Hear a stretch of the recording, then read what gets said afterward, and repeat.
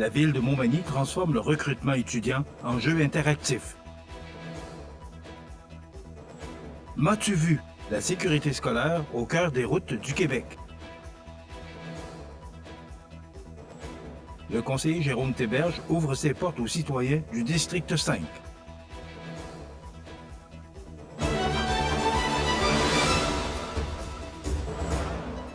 Mardi 27 janvier 2026. Bonjour mesdames et messieurs, bienvenue à votre bulletin d'actualité sur le réseau de télévision CMA TV. La ville de Montmagny innove cet hiver en lançant une campagne de recrutement étudiant qui sort des sentiers battus. Sous le thème accrocheur « Tu as toutes les cartes en main pour un été de rêve », la municipalité propose une expérience ludique et interactive afin de pourvoir près de 90 postes estivaux offerts aux étudiantes et étudiants pour la saison à venir. Depuis le 26 janvier, le processus d'embauche traditionnel fait place à une aventure numérique inspirée du concept des jeux de cartes à collectionner. Cette approche vise à rejoindre les jeunes sur leur plateforme favorite tout en simplifiant et en démystifiant les étapes du recrutement. Chaque candidat devient ainsi le héros de sa propre quête vers un emploi estival motivant et enrichissant. Le parcours débute par le choix d'un pack de départ. En combinant différentes cartes, soit boss, équipe et lieu, les étudiants définissent eux-mêmes leur futur environnement de travail, l'ambiance souhaitée et le type d'équipe avec laquelle ils désirent évoluer. Les cartes actions servent ensuite de guide clair et structuré, indiquant les démarches à suivre pour progresser efficacement dans le processus sans pression inutile. Au fil de l'aventure, des cartes plus dévoilent des avantages et des bénéfices liés aux postes offerts jusqu'à l'obtention de la très convoitée carte or, symbole de la réussite et de l'embauche officielle à la ville de Montmagny. Derrière cette interface numérique, l'aspect humain demeure central. L'équipe des ressources humaines, surnommée les maîtres du jeu, accompagne personnellement chaque candidat afin de créer un lieu authentique dès le premier contact. La campagne s'appuie également sur une présence soutenue sur les réseaux sociaux où différentes cartes, dont les cartes Mood, sont dévoilées progressivement. Ces outils permettent aux jeunes de mettre en valeur leur personnalité et leurs compétences. Les postes offerts touchent plusieurs secteurs municipaux et organismes partenaires. Les candidatures sont acceptées jusqu'au 27 février prochain. Pour participer, les étudiants doivent visiter la plateforme en ligne de la ville, compléter leur main virtuelle et soumettre leur candidature avant la date limite officielle fixée annuellement. La vigilance est de mise sur les routes du Québec alors que la 38e édition de la campagne « M'as-tu vu ?» se déroule du 26 janvier au 6 février. Cette initiative vise à sensibiliser les automobilistes à l'importance d'adopter des comportements sécuritaires à proximité des autobus scolaires, particulièrement aux heures d'entrée et de sortie des classes. Chaque jour, plus de 10 000 autobus sillonnent le réseau routier pour transporter près de 600 000 élèves matin et soir vers leur établissement scolaire. Avec un tel volume de déplacements, le respect de la signalisation, la patience et la courtoisie deviennent essentiels pour prévenir les accidents. Un simple moment d'inattention peut entraîner des conséquences graves.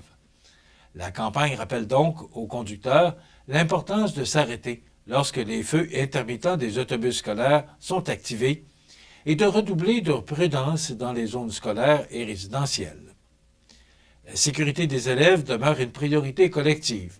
Le président directeur général de la Fédération des centres de services scolaires du Québec, Dominique Robert, souligne que la sécurité routière aux abords des écoles est l'affaire de tous.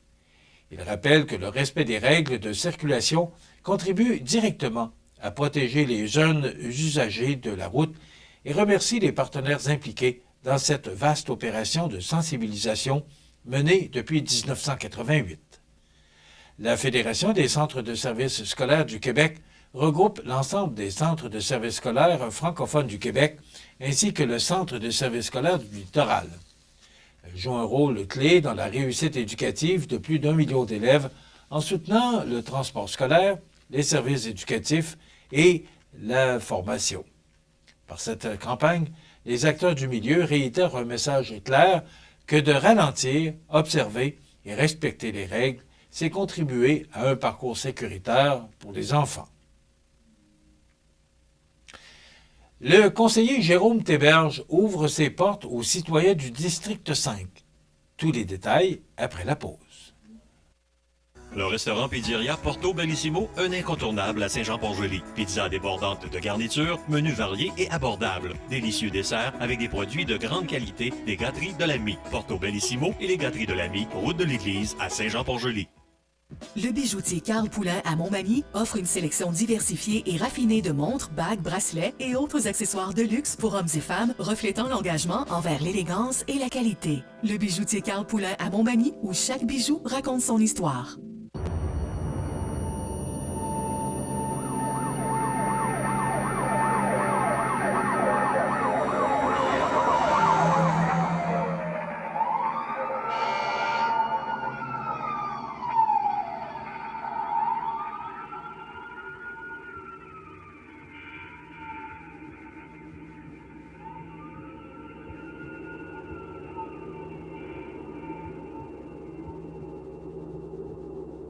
Vous regardez C'est ma TV, le réseau de l'information sur la Côte-du-Sud.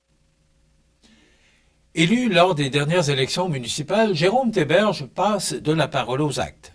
Fidèle à ses engagements électoraux, le conseiller municipal du district numéro 5 de la ville de Montmagny annonce la tenue de rencontres citoyennes tout au long de l'année 2026 afin d'échanger directement avec les résidents de son secteur. Rappelons qu'au moment de sa campagne électorale, l'avocat Manny Montois, qui exerce sa profession depuis plus de 21 ans, avait pris 3 engagements clairs envers les électeurs. L'un d'eux consistait à réserver régulièrement du temps à son agenda pour rencontrer les citoyens, entendre leurs préoccupations, recueillir leurs idées et discuter de la gestion de la ville.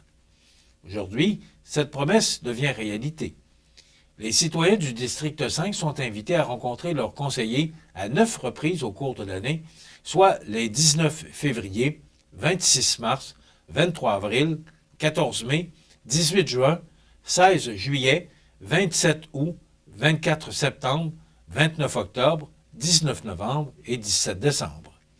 Ces rencontres se tiendront au bureau de Maître Théberge, situé au 20 avenue Saint-Magloire, à Montmagny.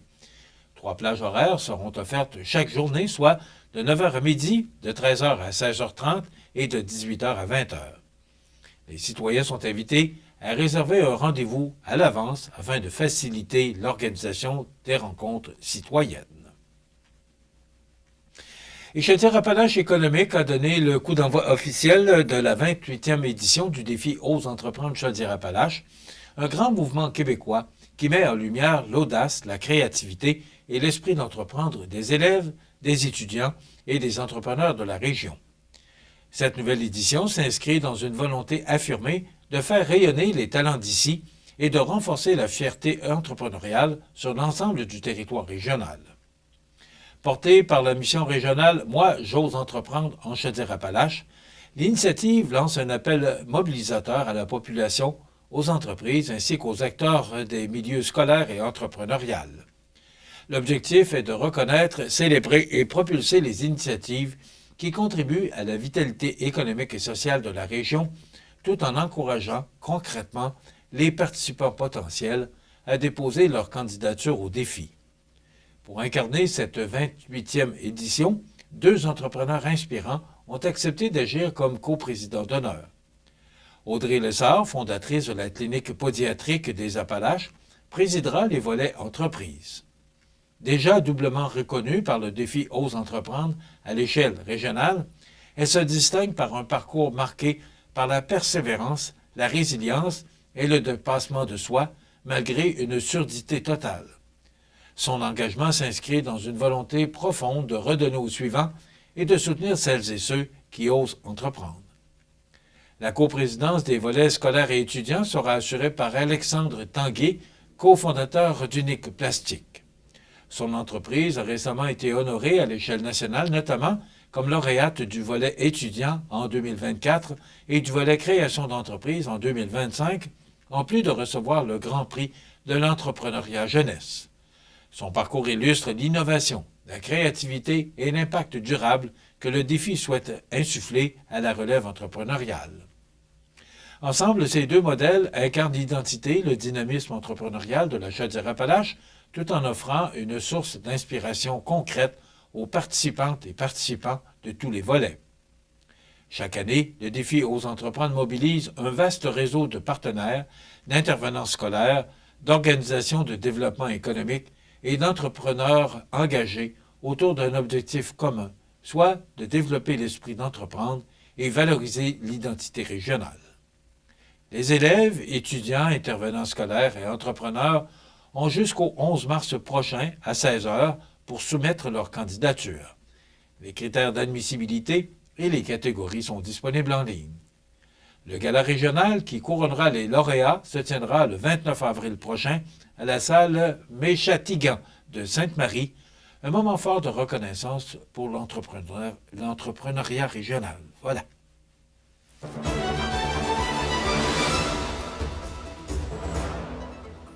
Au sport, la fin de saison régulière approche à grands pas dans la Ligue de hockey Côte-Sud et le dernier week-end d'activité a permis de clarifier la course aux honneurs. 3 rencontres étaient à l'affiche le vendredi 3 janvier dernier à Montmagny, Saint-Charles et Saint-Gilles, alors que les mercenaires de Lotbinière et le Pavage Jéricho de Saint-Jean-Port-Joli ont confirmé leur domination en décrochant chacun le championnat de leurs divisions respectives. À l'Aréna de Montmagny, le décor Mercier recevait la visite de ses rivaux, le Pavage Jéricho, devant plus de 510 spectateurs. Menés par un doublé d'Émile Lambert, les visiteurs ont signé une victoire convaincante de 6-2, assurant ainsi le titre de la section Est. Saint-Jean-Port-Joli a rapidement pris les devants grâce à Frédéric Dionne et Nicolas Lamarre, avant de voir Montmagny créer l'égalité en fin de première période. Ce fut toutefois le dernier moment de réjouissance pour les locaux, alors que le Pavage Jéricho a inscrit 4 buts sans réplique pour sceller l'issue du match, dominant 52-31 au chapitre des tirs au but. Pendant ce temps, à Saint-Charles, les éperviers ont poursuivi leur excellente séquence en disposant des Hunters de Saint-Prosper par la marque de 4-3 en prolongation. Les Hunters, qui tiraient de l'arrière par 2 buts en fin de rencontre, ont fait preuve de caractère en forçant l'égalité dans les 2 dernières minutes de jeu. La victoire des éperviers est toutefois venue rapidement en prolongation grâce à Zachary Lamontagne dans un match où les locaux ont dominé 43-33 au chapitre des tirs.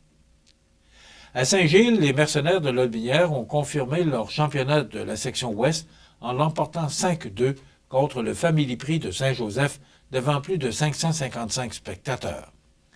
Après avoir pris une avance de 2-0 en première période, les mercenaires ont su répondre à chaque tentative de rapprochement des visiteurs avant de sceller l'issue du match en troisième période. Lotbinière a dirigé pas moins de 51 tirs vers le filet adverse, illustrant sa supériorité tout au long de la rencontre. À 2 semaines de la fin du calendrier régulier de la Ligue de hockey Côte-du-Sud, ça promet pour une conclusion relevée, alors qu'un programme chargé de 5 matchs est prévu pour l'avant-dernier week-end de la saison. Maintenant, l'intensité bien vivante dans tous les arénas du circuit.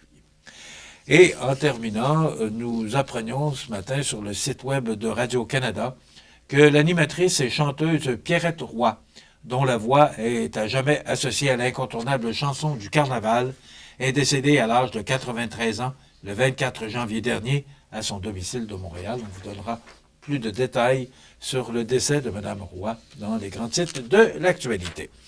Le menu pour cette émission du 27 janvier, dans un moment, vous présente la chronique très intéressante, la chronique financière de l'équipe Leclerc-Bilodeau avec Étienne Chaput. Audrey Saint-Pierre nous fera part de ses trouvailles chez Uniprix Montmagny. Il y aura les grands titres de l'actualité et les avis de décès. C'est le menu de cette émission du mardi 27 janvier. Je vous souhaite donc une excellente émission à notre antenne.